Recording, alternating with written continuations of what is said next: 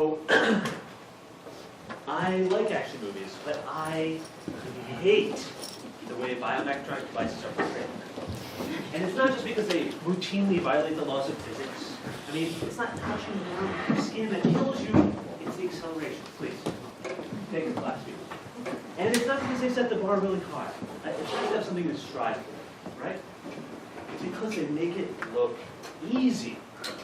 All you need is a little money, some time on your hands, and a propensity for fixing up old cars. And super suit, no problem, right? The reality is that with a lot of investment, lots of money, lots of time, very smart people, we still have long ways to go on many dimensions in terms of getting these machines to restore performance or match the performance of healthy humans, let alone live up to the full potential of exceeding healthy human performance. And the question that I want you to ask yourself right now is, why? What is hard about this? What is the real challenge preventing us from matching human performance? And the second question I want you to ask is, if I gave you a bunch of money and a few years, what process should you go through? What is the development process that would be efficient, with a high likelihood of success, of developing a wearable robot that improves performance for humans? And I'm going to try to argue that the process we have been using, and that most people use, is not the best way to innovate. And I'm going to propose a different way of doing things. And I hope to convince you of that by the end of this. And I think maybe the best way to do this is to start with my own path through the design of these kinds of devices. And it starts in time with worse graphics. As an undergrad in the lab, trying to design efficient walking robots. And a lot of the work we did is inspired by very simple models. This is arguably the simplest model of walking. You have a point mass, rigid, massless legs, there's ground, there's gravity, and you have cyclic motion. And then this very simple model of walking, it tells us a few things about efficiency. The first thing is, the best thing to do during the middle of a step with your leg is nothing. You just go up and over it like an inverted pendulum. But at the transition between steps, you have to redirect your center mass, the velocity of your center mass, and that requires you. If you do nothing, you will land and have a collision with the leading leg, dissipating a bunch of energy. Since walking is steady state, energy out is equal to the energy you have to put in. So energy lost is energy cost. That was an accidental line, but it works. And if you push off with the trailing leg, just before the leading leg hits, it reduces the collision by a factor of 4. And so trailing leg push off is suggested by these models as a very efficient way of power gain. It reduces the dissipation, reduces the overall mechanical energy cost. So being a robotics lab, we wanted to see, can we use this to make walking robots more efficient? At the time, and actually to this day, almost all walking robots consume at least an order of magnitude more energy than their human counterparts. And coincidentally, almost no walking robots use this type of actuation scheme. So we thought maybe if we implement that in a machine, it will reduce energy. We built this machine that embeds those principles. We have a hip joint that is passive. There's no motors or actuators on it. And knee joints that are mostly passive, but have a little latch to prevent any buckling during the middle of the step. And the ankle joints are where we add a little bit of work each step from the trailing leg. Let me just jump ahead here to show you a little VHS high-speed, pseudo-high-speed here from back in the day. Here we have, just as the leading leg's about to hit, the trailing leg pushes off. And that's the only way we add mechanical energy to the system. And this results in very efficient walking. With similar cost of transport, that's energy used per unit weight per unit distance traveled, similar to a person and 15 times lower than us. Which is cool. And this was the most efficient walking robot in the world. Recently matched by another robot I'll talk about out of the same line in a little later in the talk. So we thought, that's cool and everything, but can we use this to really make a difference? Can we help people? And let's start by examining the mechanics of human gait. People are very complicated. They've got lots and lots of muscles and little bits that jiggle and oscillate and so on. So to make sense of it all, you usually have to use some kind of abstraction about what's going on. And there are a couple of ways we can do this that make sense. One is to look at the center mass of the body and look at the ground reaction force and say, if the center of mass velocity contains a component along the line of action of the force, then the leg has to be shortening or extending under load and doing work. Call this center of mass work or individual limbs work. Calculate as a dot product for the center mass velocity with the ground reaction force. If you calculate this for people, you get a curve that kind of looks like this. Now, we show lots of curves like this. This is time normalized to the stride period, stated as percent stride, where 0 is the moment that the heel hits the ground at the beginning of the step. And on the y-axis here we have the work weight, or the power of the leg. And if we look at this through the lens of our simple models, we see that there's this negative power phase at the beginning, where energy is dissipated. That kind of looks like a collision. At the end of the step, there's this positive power phase that looks a lot like motion. And if we look at this, the mechanics of walking in terms of joint work, so that's looking at the torques at each joint and the angular velocity of the joints. We see that the ankle seems to be the primary contributor to the center mass push-off. Which is great. Now, in people with amputation, this has changed. Most people with amputation wear passive elastic prosthesis like this, and it doesn't have muscles, it doesn't have motors, and it's not able to produce as much power in the push-off phase. And so trailing leg push-off is substantially reduced. And our simple models suggest that that should increase collision and increase the overall energy requirements. And coincidentally, people with amputation tend to have energy cost that's at least 20% higher than that of their healthy counterparts. And at first blush, 20% might not sound like a lot, but consider that that is equivalent to carrying 20% of your body weight in a backpack. So for me, that's a 36-pound backpack that I have to carry everywhere I go. I mean, students who take my class won't bring in their 4-pound laptops unless I beg them. So this is, that's 10 times more. It has a really substantial impact on quality of life, ability, and behavior. So we thought maybe if we increase that push-off, we can reduce the energy penalty. So we built this specialized device to do it. Now, we thought, hey, wouldn't it be cool if instead of just taking a big motor and battery, that would be heavy, maybe we can do some clever energy storage and return with clever little mechanisms and stuff. And we noticed that the amount of energy dissipated in collision is similar to the amount that is produced during push-off. And so we sought to recycle this energy, capture it, and then return it later in the game.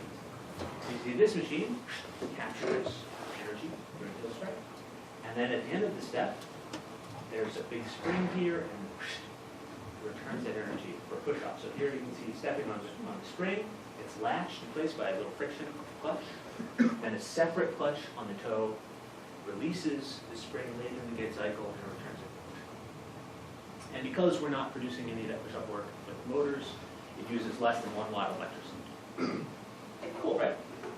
So, does it have the benefit that we expected for humans? Only one way to find out, and that is to perform experiments on people. And this is what that looks like. We had people walk on a treadmill. This is a split belt instrumented treadmill that gives us ground reaction forces. We put little markers on the person's body, and we can track those with motion tracking cameras. From that information, we can calculate center mass, work rate, and do inverse dynamics analyses to get at joint power and things like that. And we have the person breathe through a mask where we measure the concentration of different gases and the flow rate, and we can measure whole body metabolic rate. That's a sort of biochemical energy used in the process. And this is what that looks like in real life. We tested 3 conditions. 1, normal walking in street shoes. And 2, where the subject wore a simulator boot that isolated the ankle and simulated the effects of amplification, and attached two different types of foot. In one case, we have them wear the energy recycling foot, and in the other case, we have them wear a conventional passive elastic. And we measured all these things. And what we found is that, as expected, the conventional device resulted in reduced push-off. The energy recycling device captured energy during initial contact with the leg and then returned it later during the push-off phase. And that resulted in increased ankle push-off and increased overall center of mass work during the push-off phase and reduced energy cost. So here we have energy cost. The red bar is for using a conventional device. You can see this dashed line is normal walking. Putting on the boot and the conventional device greatly increased energy costs, 23%. Then swapping out that and using the recycling foot resulted in a smaller reduction of about 9% in metabolic. So, it all worked. It's over. We're finished. Yay! Except, this was for people wearing a simulator boot. When we tested the same device on people with amputation, we were very excited about this and spurred us on to try it in patients. We got the opposite result. Here you can see that when patients walked with their prescribed device, they had this energy cost, still higher than their matched normals. But when we put on the energy recycling foot, energy cost went up. Why? Why did that happen? Was it something about the design? There are lots of differences between the designs. Something about the simulator boots? Maybe differences in training on different boots? I don't know. And what really burns me up is I can't easily test. It took 5 years of development to get that specialized tool to work well enough to put a bunch of subjects. To try something else would take optimistically months to change the hardware and realistically years. So the first thing I want you to notice is specialized devices like this do not make good experimental tools. They're static. They do one thing well. They don't have diversity. Now, one of the things that we suspected might be implicated in this difference is roller shape. So as we were going through the process, we noticed that if we put little foam bits with curvature on the bottom of the Caesar foot, the energy recycling foot, it made walking easier. And we later went back and did a careful experiment. We found that changing the effective rollover shape makes a huge difference. 50, 75% change in energy cost. And what this tells me is that when we were designing that energy recycling foot, we were doing secret optimization. We were making design choices through iterative redesign and refinement that had a meaningful impact on the outcome, but we weren't consciously thinking about it as being important. Which also highlights the fact that when you compare these two devices that have lots of differences between them, we initially attribute, the difference in energy cost was due to energy recycling. But maybe it was due to rollover shape, or keel length, or stiffness, or some other factor that we didn't think of as the important thing. And this effect is subtle. It's a small thing. You wouldn't think that curvature would make such a big difference. So there are lots of little things you might not suspect that could have big difference. So let's take a step back and look at this development process and ask the following questions. What are models of intuition good for? They're not useless. They're good for developing hypotheses, helping us interpret observations for biomechanics, and giving us wild ideas for devices. But they're not good for designing those devices right the first time. What are these specialized devices good for? Well, eventually you need something that can be worn out into the world, right? You need a high-performing device eventually. But they're not good for experiments in the early stages. And when we're doing those experiments, what kind of experiments should we run? Hopefully I've convinced you that A/B comparisons are not the kind of experiments we want to run. So what should we do?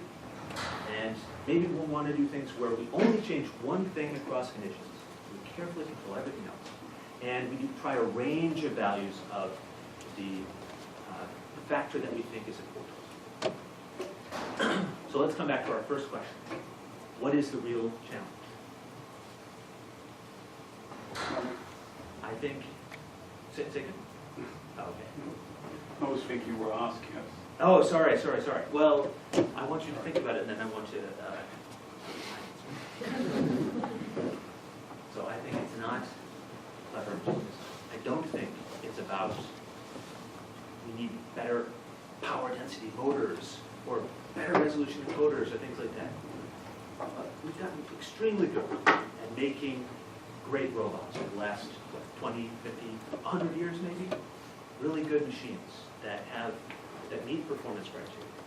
We're very good at that. What we are not good at is predicting how the person is going to react to that device.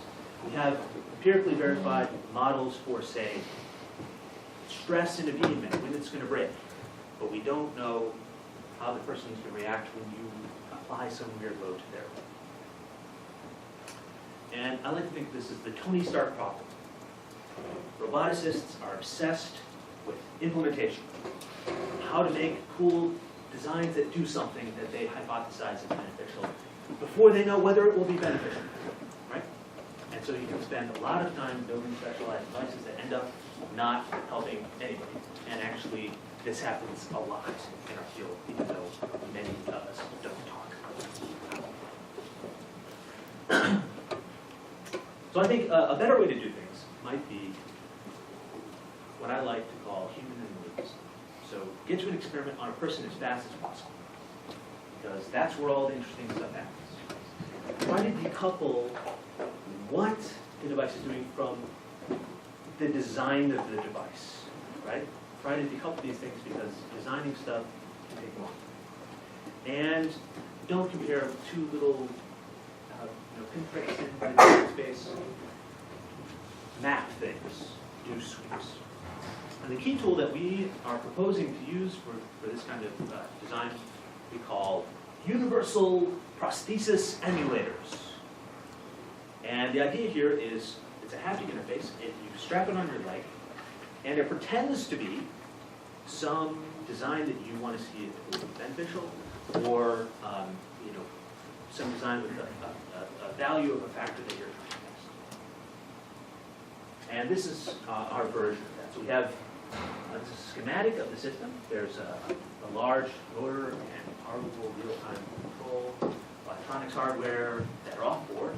You have a tether to the person's body, and then a very lightweight instrumented and infected.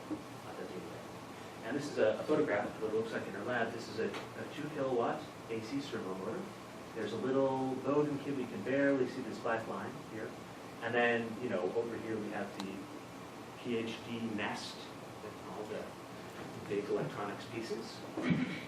And of course, this is all occurring in a space where we can collect lots of information about what's happening in the person. And this is a video of the machine working. You can see the Bowden cable a little bit better here. This also contains sensory information. And if we slow things down a little bit, you can sort of see what's happening on the device a little better. These are fiberglass springs that we use for serious elastic actuation. We measure the joint angle here with an encoder. We measure the angle of this pull with a separate encoder, and then calibrate this relationship between the spring deflection and the torque. There's a little spring here that dorsiflexes the toe when it's off the ground. The heel is a separate acid spring. And we performed some tests to see what's the fundamental electronic performance. We looked at the measurement accuracy, the step responses. You can get pretty high torques, 175 newton meters. Step response in 60 milliseconds. A driving closed-loop torque bandwidth of about 17 hertz. Whether that's the gold standard or not is an item of hot debate. And the whole device weighs less than 1 kilogram. And when we try this out during walking experiments and implement some controller that I'll explain a little bit more later, we see that we get good torque tracking. So the comparison of interest is between the black dashed line and the blue line. The black dashed line is desired torque and the blue line is measured. And you can see we're getting a little bit less than 3 Newton meters RMS. So by these 5 performance measures, wherever they're reported in the literature, which isn't as frequently as I'd like, we're outperforming every other lower limb prosthesis and exoskeleton by these measures. And in most cases, we're getting sort of double the results. And that's not because we are more clever mechanical design people, it's because we gave up on autonomy, traded that in for versatility, took the motors off board, and then everything gets so much easier. Why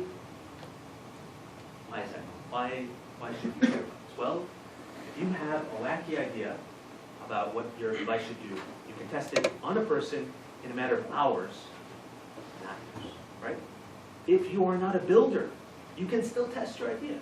All you have to be able to do is program a little MATLAB, simulate. You know. If you can't program simulate, you might be. But you know, we have lots of collaborators who are clinicians, are not roboticists, but they get a chance to try out their ideas too. And if you are a mechanical engineer, designing lightweight additive factors is really easy because you take all that motor and control stuff and you take it off board and that's all fixed. And now you just need a lightweight little thing that goes around. So these are a couple of examples. This is an ankle foot orthosis we're using for experiments, and I'll tell you more about this later. And this is a 2-degree freedom prosthesis that has inversion, eversion, as well as plantar flexion. So it does roll as well as pitch independently. And one of the cool applications we're excited about is turning this into a diagnostic platform. You can imagine going to the prosthetist, and instead of them sort of measuring you and looking at you and asking you a couple of survey questions, and then picking out a foot, and then it arrives in a month, and they try it on, and hopefully it works, they could strap on a device and have like a test of a very close approximation of the behavior of that device right there. And maybe you can even tune the parameters so that it optimizes some aspect of the user. So we're trying to commercialize this platform for that sort of use right now. And we're also using the device to perform experiments to examine some basic features of prosthesis and exoskeleton function that people think are important. So the first one, we talked a little bit about push-off work. And as important as push-off work seems, nobody's really independently varied the amount of work provided by a device and measured the user's response. So we try to do that. And here we have a way of controlling the device based on joint angle. We prescribe some torque. If you look at what the human ankle does, the biological ankle for a gait cycle, you get a curve that looks kind of like this. So it's sort of stiffness, like spring-like behavior. If we approximate this with a piecewise linear function, you get something like this. This is position, force space, so area under these curves is work, and the area inside this is net work. This is a work. So if we keep this part fixed and vary the outer, the plantar flexion part of that curve, you can get lots and lots of work, or very little work, or even negative work. So we implemented this, and the thing to note is there's only one thing that's changing. It's changing it over a big range, right? And it's the thing that we think. So we implemented this in experiments, and this is power on this side. Again, 0% stance, that's heel strike through stance period. And this is that angle versus torque space. And we get results that look like this. So you can see we're getting a wide variety of different areas in these work groups. And you can get very high powers, more than double the peak power as is observed in walking. So hardware is a limitation, right? Which is cool. And if we look at this in the space we care about, so these are the kind of plots we want to create. There's a thing that you think matters, and there's a benefit that you think the person receives, right? And we want to see what is the relationship between those two things? We want to characterize this input-response relationship. So each one of these different sets of colored dots is a different subject, and you can see that as we increase prosthesis power, energy cost decreases precipitously. Now, there are a couple of interesting landmarks in this space. One is a line with a slope of -4. The efficiency of human muscle is 25%. So if every joule of work that the device performs replaces 1 joule of work performed by a muscle, that would reduce metabolic rate by 4 joules. So slope of -4. And you can see, especially in the upper region, we're pretty close to that. So the work provided by the device seems to be directly benefiting the person. They're able to do less with their own muscles. If we fit a curve to this, though, we can see that some of the data sort of deviates from that line as you get to higher work levels. Yes? How long did subjects have exposure to the device? Good question. So we bring subjects in for 3 different days. On each day, they have 7 minutes under each condition. And there are 6 conditions. So Randomized one. and randomized, yes. And how much time is enough? I don't know. Nobody knows. And that's a separate study that we plan to do in the next few years. If you have 1 hour of time, or say, make it bigger, 3-4 hours of time to spend with each subject, how should you distribute that? Should you do all 4 hours today? Should you do 1 hour today, 1 hour tomorrow, 1 hour today, 1 hour next week? Nobody knows. But we're going to do that. So, this is cool because it, we quantitatively characterized the relationship between these things. And in this specific data set, it looks like the best thing to do with your device is to provide more work. Even if you account for the added energy cost of carrying around the mass of batteries and motors that would perform that work, it's still, if we add those factors in, you get a little deviation like this. So it's still beneficial to provide more work with the device. And as a point of reference, another, I should have had a little line in the figure, the human value of this net power is 0.08. So the most benefit to the person is derived at a value of average power that's way higher than what you see in the biological life, which violates one of people's pieces of intuition that the best thing to do is to imitate biology. That is not the case. Lots and lots of examples. You have a system that's very different from the biological system, and the costs are formed differently between the robot and the person.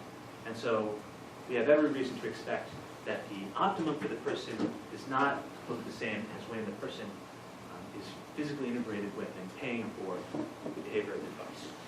I have several questions about this slide. So, Yes?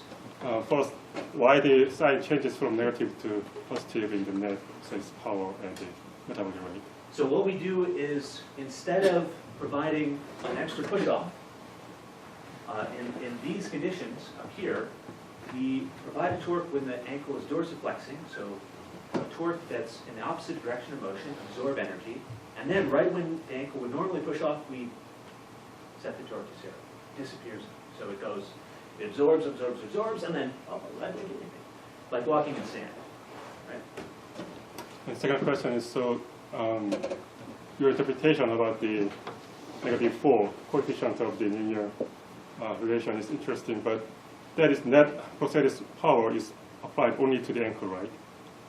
Yes. And the ankle supplies around 50% of the mechanical work to the total walking. I mean, so there is contribution of the hip and also the knee. So why does that affect the metabolic cost? Well, I would encourage you to think about the system, the way I like to think about the system is more like a robot. And if the ankle does more work, maybe the hip and knee can do less. So it's not that the amount of work that the hip, knee, and ankle each do is fixed. As you change coordination patterns, maybe you can be more lazy with the way you swing your legs, say, right? Less activity to quickly move the legs, right? If I walk like this, I get no ankle push-off, right? I have lots of energy expended in my hips. So those relationships are not static. And injecting, in a simple model of gait, we know that we can inject energy kind of any way we want, and it can reduce the requirements for producing energy elsewhere in the gait cycle. In a human, of course, it's not quite different. Yeah. When you do these experiments, do you vary the walking rate or the cadence or any of those sort of In these parameters? experiments, we're keeping the speed fixed at 1.25 meters per second, which is a preferred speed for half the individuals on the test. So do you think this does it extend to other walking speeds, or do you think this is going to change as you go faster or slower? Well, other good research on the relationship between increased push-off and speed suggests that maybe if we increase the speed, there's more benefit to push-off. But we're not sure. And that's another area for us to. Yes? Did you start to see gait asymmetries when one foot was doing the walking? Yes. Gait is asymmetric. So gait is asymmetric, and yet energy cost is going down. And let's come back to that more later because it makes more sense in the context of an exoskeleton. Because a person's gait is always pretty asymmetric with the prosthesis, or usually pretty asymmetric. So I'm going to remind me if I don't touch on it. So there are lots of other things that might be interesting for us to try. This is the amount of work, and that's one of the cool things about these emulators is it's not designed just to do this one experiment. You can do lots of experiments. But before I get to that, here's the hip work for this push-off study, and you can see that this phase, the positive work done by the hip seems to be decreasing as the push-off increases, and that seems to be implicated in this reduction in energy. And what's cool about doing a study like this is that those relationships really are obvious. They jump right out at you. Whereas if you had two kind of jumbly curves, it might be hard to see what's changing as you provide the thing you think has benefit. Another thing that's cool is that it looks like maybe there's some negative work being done by the hip here, which might explain why you get a diminishing return as you increase that. So it's right, the hip at that phase, this is the onset of swing, and the hip is accelerating the swing leg forward, so it has a flexion torque and flexion velocity, and you get positive power. So at that phase, this is as the device is pushing off more, just a moment later, the hip does less positive work. And in fact, for these really high values of push off, the hip actually is breaking the swing leg a little bit. Yeah? Does the step length change substantially? Not, the stride length doesn't change, and I don't know the step length values off the top. We expected the stride length to increase with more push-off, but it did not. Interesting. Maybe you can share those thoughts with me.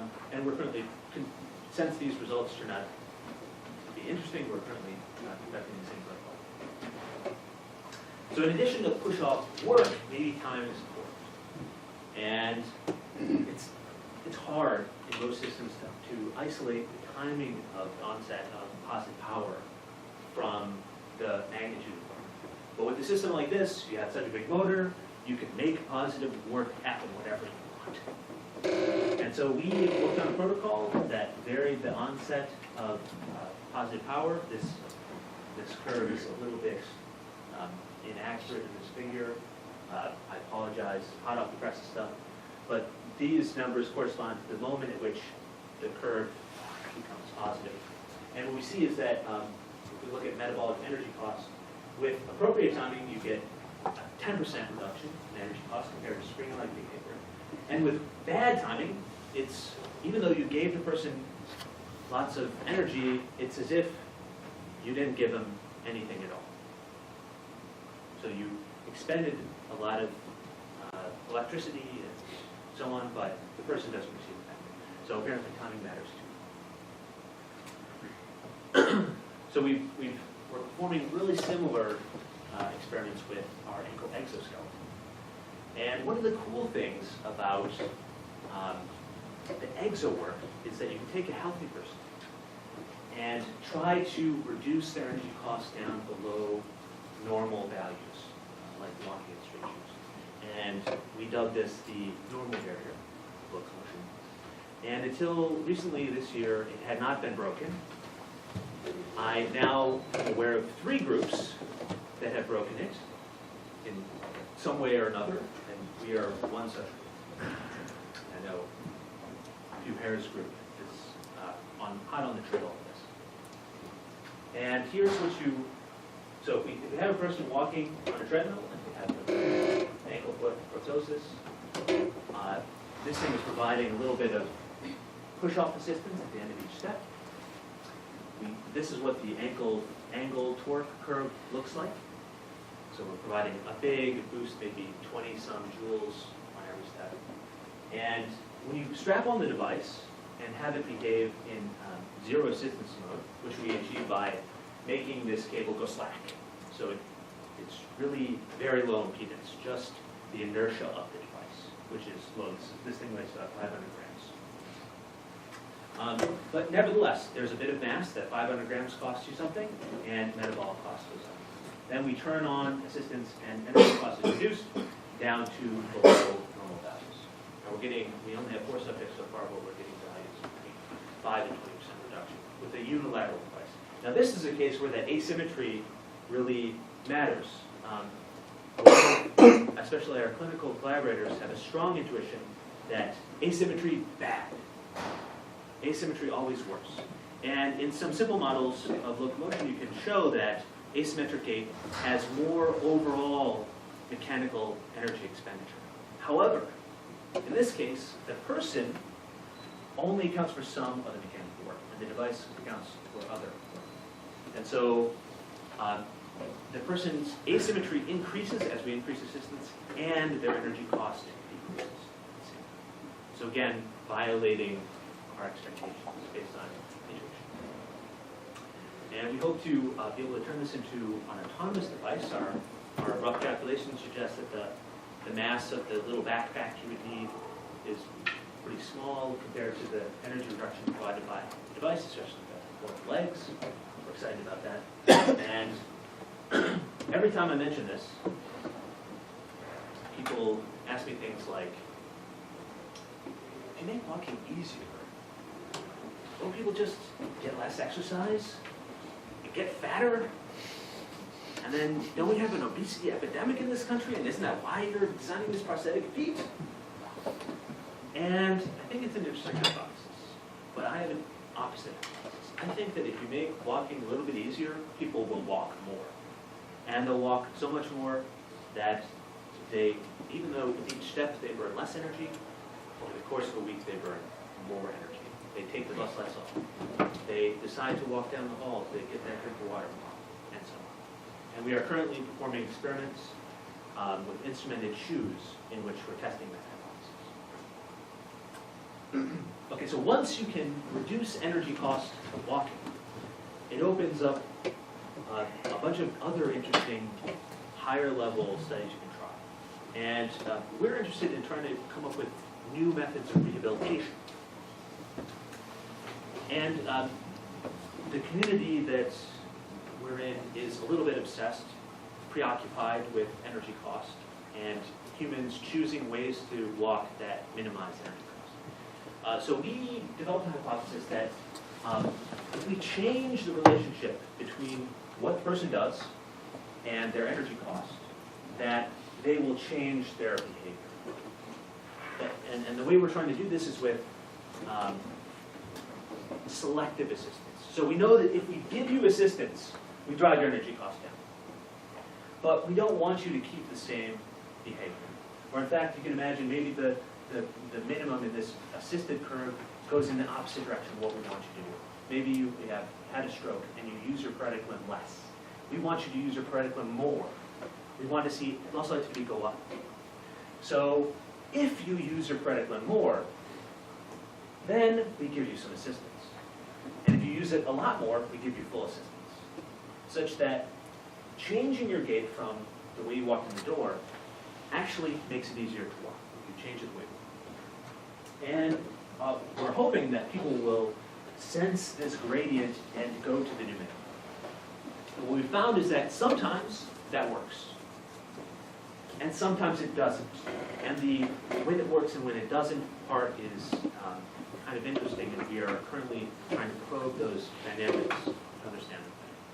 Hopefully, eventually, this will improve rehabilitation of fish stocks. Speaking of dynamics, we've talked a lot about energy cost, but not very much about things like stability. And every time I show that video of the efficient walking robot, I have to show this video of it falling, which makes me cringe every time I see it.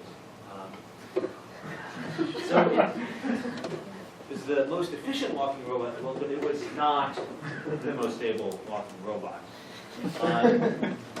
Recently, the same group, this is led by Pranav Bansal, working with Andrew Rina at Cornell, developed this Ranger robot, which recently set the distance record walking 60 kilometers in one go without being handled by a person or reach.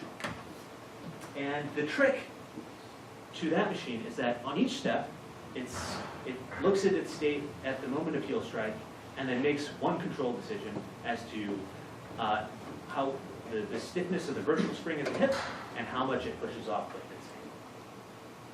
And we thought, wouldn't it be cool if you could do something like that for people who are Unfortunately, that's a planar robot with 4 legs, and when you use 2 legs, you get into 3D dynamics that are a little bit different. So we had to develop our own simulation to try to develop these kinds of controls. And here's a simulation of a walking robot walking on ground that randomly changes height. So that's a disturbance. And this thing would fall over if we didn't do control. And we looked at lots of different ways, lots of different control inputs to vary once per step. One that everybody thinks of, and in walking community, everybody knows that stability is all about foot placement, right? You push it this way, step foot. And the ZMP robot crowd believes that stability is all about center of pressure manipulation. Keep your leg, don't move too fast, and keep your foot on the ground, and circle that back and forth. Well, what we looked at is whether ankle push-off modulation could be as effective. Because with a person with, say, transtibial amputation, we don't have access to foot placement, right? And what we found is that, to our surprise, modulating ankle push-off allowed the biggest random variations in ground height without falling over. And if we provided just single steps down or up, that the ankle push-off modulation was just as effective as foot placement. So it seems like, this is exciting to us, it seems like maybe by careful control of a single ankle's behavior, you could meaningfully affect overall balance for people. And so we are currently performing tests on people to see if this works. And this is, I apologize for the low quality figure, this is results from Tuesday. Here we have, on the y-axis we have step width and step width variability. This is step width, this is step width variability. These are thought to be related to people's sense of balance. More variability, more sort of control action related to stability. Wider steps, people are feeling more unstable. And what we see is that if we have no gain, either with or without disturbance, you get various values of this. If you provide the feedback controller based on our simulation results, step width and variability go down a little bit, n equals 1, big grain of salt. If you flip the sign on the gain and provide the opposite of what we think would be beneficial, width and variability go up. So it seems like we may have our finger on something useful. Now, eventually, these measures of stability are a little bit disappointing, right? People really fall down in the world if you push them, if you trip them, if they step on something that has unexpected changes in shape or height and so on. And so, in addition to our device emulators, I think it's going to be useful to have environment emulators. Give people substantial disturbances and measure quality of their response. So I hope I've convinced you, as I believe that these types of emulators are really the future of the design and development of wearable robots. They allow you to get to new concepts tested on humans fast. They allow you to use good experimental methodology and build like real knowledge instead of just little tiny data points. They help us generate quantitative design rules. They help us to test candidate products without having to build them. And they even allow online optimization and individualization of these devices. And so over the next 10, 20, 50, 100 years, I think that emulators are going to play an important role in different ways. So for the next 10 or 20 years, prosthetic devices and exoskeletons will continue to be these sort of semi-autonomous devices that roughly coordinate with the person. So there's no direct control between the person and the device. And we'll sort of try to answer questions like, what does good walking look like? What does good device behavior look like if it's in isolation? In 20-ish years, I'm guessing we're going to have good enough direct neural interfaces and brain interfaces that people can directly control device behavior. And then it's not about control in the device itself anymore. It's about having a system that is accessible to them, that's intuitive, that's easy for them to learn how to use, and has sufficient performance that they can do all the things they want to do. And these test beds are perfect for experiments on neural interface control of. And eventually, obviously, we're going to advance in medicine so far that, people just grow their limbs back, right? Or we just heal the disease that would have caused the stroke. And in those cases, we want emulators to help figure out ways to augment health improvements. So I want to say thank you to my awesome students and postdocs who did most of the work for them here. Josh Caputo is responsible for the emulator design and the prosthesis push-up work stuff. Rachel Jackson is responsible for the technical for orthosis experiments. Younghee Kim for the stability work. Philippe and Roberto for the timing work, and many others. And I want to thank my sponsors, Intercept and NIH. Thanks for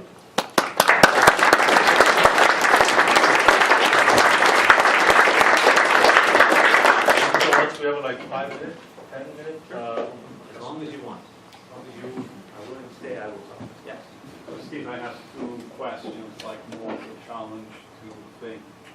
So what do you think about the alternative to make a lot of devices very fast? So I'll give the example of Rick Neptune in Austin, that he makes rapid prototyping to make a lot of orthoses very fast with different properties and have people try them.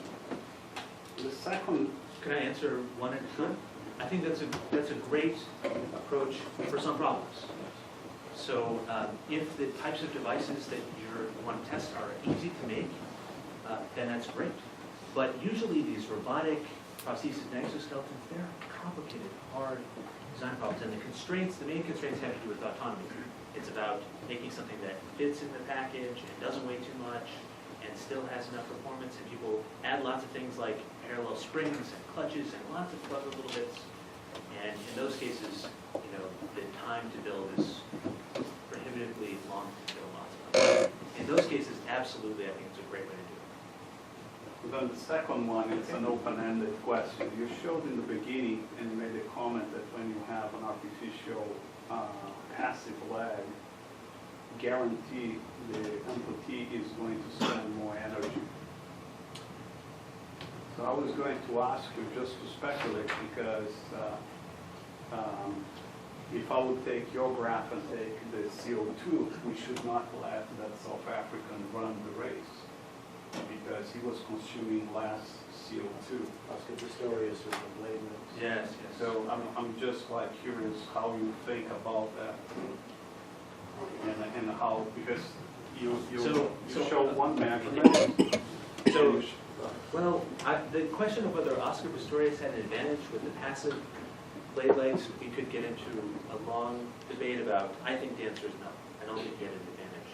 But I do think that soon, prosthetic limbs could give people an advantage at a particular task, a well-defined task. And I hope that we make that happen very soon, actually. It'll be a good kind of problem to have. There's no theoretical reason that a robot designed to do one thing really well cannot perform. Right? Right, although in that case, it was a I'm like just asking because comparing the measurement. We are talking about passive devices, and we are talking about measurement of oxygen consumption. If you use oxygen consumption and a passive device, he should not run because he was outperforming healthy subjects. The argument that was done for letting him run is that we cannot measure non-aerobic consumption, and therefore they said, we don't know the answer.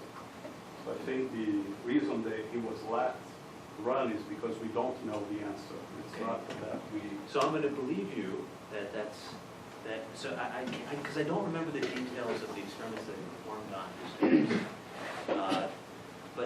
And yes, his event is very complicated. And his event requires a lot of power production, and the carbon fiber can't produce the power. And so, as you say, they say, oh, well, that's not about steady state running. But I don't remember. Now, you guys lived through this. Maybe this is before your time.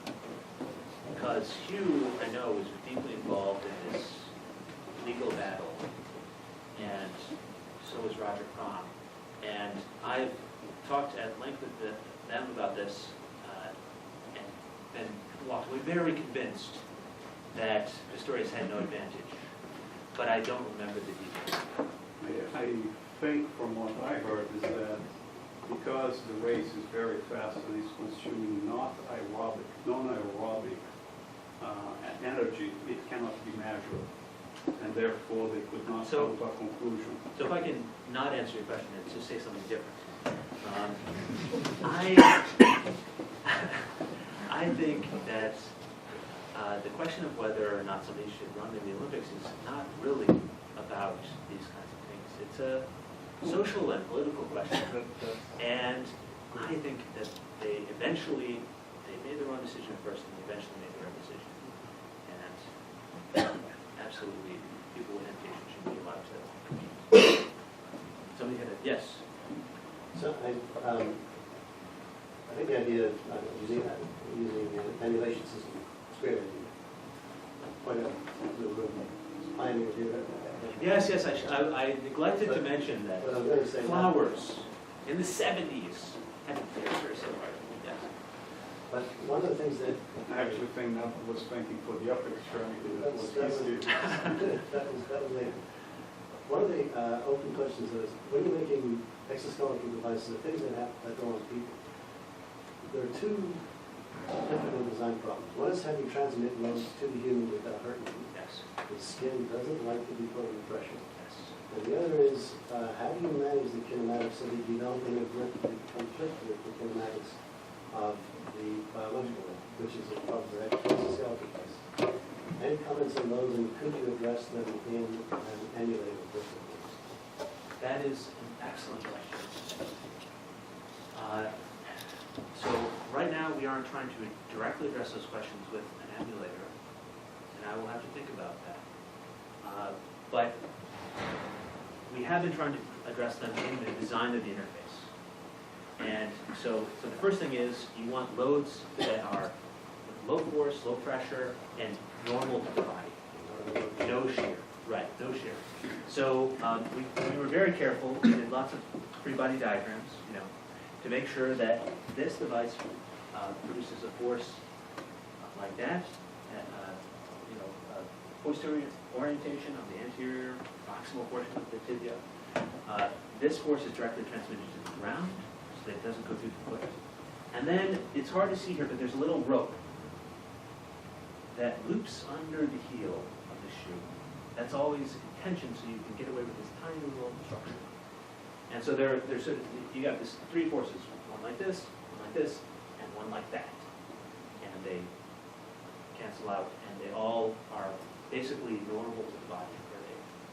The other thing you asked about, which is another great question, is how do you prevent interfering with motions of the body in ways that may produce those sort of shear forces or extreme desirable motions? And we're working with a concept that we're calling singular stiffness. So this is a big flat plate, and it's very, very stiff in second plate. That's the direction we care about. Singular. But if you lean to the side like this, you are bending the plate in a direction where it has very little resistance. And so it's quite comfortable to do a large range of inversion, and if you twist, same kind of things. So what would you do if you wanted to actuate the inversion, as well as those kind of flexion, and so on? In this device, I'm getting that. Is it the number of pieces you can make sing? It's not. yeah, that's true. Yeah, that's a good question. Yeah. Right. How the other one, sorry, you said the other This one one? is inversion. Well, this one has inversion. It's a prosthesis. So, we've got this adapter here that allows us to connect to the socket. And so the problem of transferring loads to the residual limb is also a very hard problem that doesn't receive a lot of attention generally because it's not as sexy as the robotic elements that you attach to that socket. But it's really, really important. And I know, again, there are groups on campus that are doing interesting work in that direction.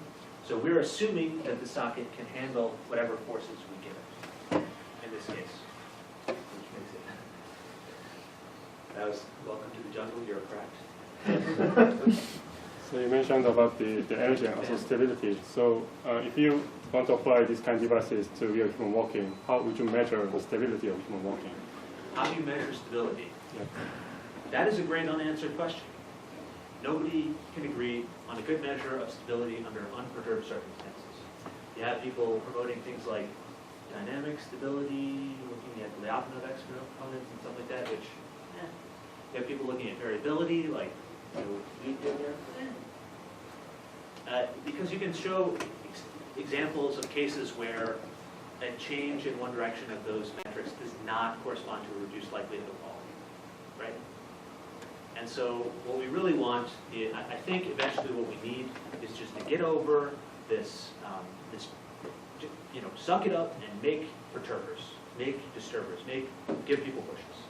And then measure things like how quickly they recover back to a sort of, within a few standard deviations of their normal cycle. Things like that. Or even if we get really bold, we get the IRB, if we, send the IRB some money and take them out to dinner, maybe we can get them to agree to let us make people follow. Yes. Can you talk a little bit about the mass of these systems? And your first energy return foot, Yeah. how did the mass of that compare to a healthy foot? And then with your optimal energy output, figures that you generated with your emulator, how much mass, added mass to the person would you need to actually implement the system that they could walk around with? Do you have any sense of that? Yeah, that's a great question. So for the Caesar foot, or the energy recycling foot, it's been a little while. I think it's 1.3 kilograms, maybe 1.4 kilograms. This is less than a kilogram. This is 500 grams. The other one is less than a kilogram. So when I say less than a kilogram, I mean 999 grams. But the business end is ultimately bench, right? So if you And, right. So to put the motors and stuff in a backpack, first of all, when I talk about translating to an autonomous device, I mean a specialized device. I mean, we know what it should do, and now we start using all those tricks that we're really good at, like parallel springs and so on. So we don't want a big motor that can behave like anything anymore. We just want. I don't mean it literally, but you know how much energy you're putting out with every step. Yes, absolutely, and it's about 20, call it 25 joules per step per foot. So call that 50 joules per stride. It's about 1 second per stride, so it's about 50 watts in Canada. It's not bad. It's not bad. So we're in the process of trying to do that translation. I don't know what the mass of that backpack will be off the top of my head. Maybe you can come up with your estimate. While we, We're talking- wait, this is not my class, I can't force you to do that. Right, I think the rest of the question we can do individually, and thank you so much for a great talk.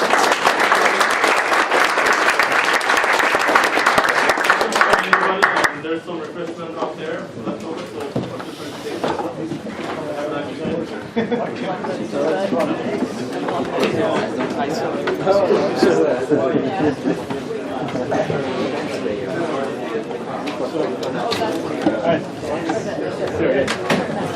Jude, how's your son doing? He was just discharged. Yeah. I'm glad to hear that. Do you want us to leave or should we put it on until I get back next week? I can be now. Okay, let's see if we can Thanks for coming.